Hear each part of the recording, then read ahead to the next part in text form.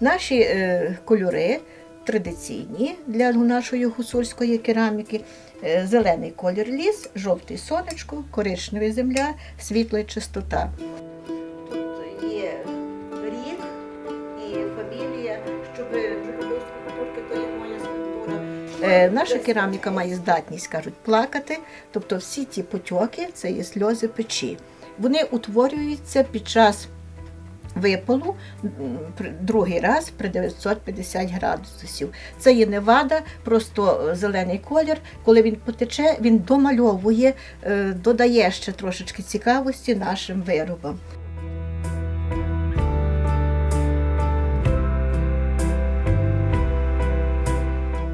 Піч – це була ціла історія. Це, можна сказати, був один такий великий комікс або ілюстрована книга, з якої можна було дізнатися дуже багато чого про гуцулів і про повсякденне життя селян, і не тільки селян, а і аристократів, які жили в Косові, і про повсякденне життя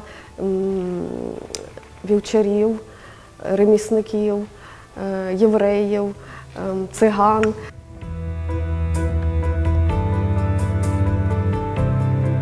Дуже тішимося, що ми сьогодні можемо говорити, що нас визнав світ.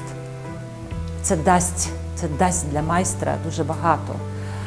Він зрозуміє, що його праця не даремна, що його праця визнана.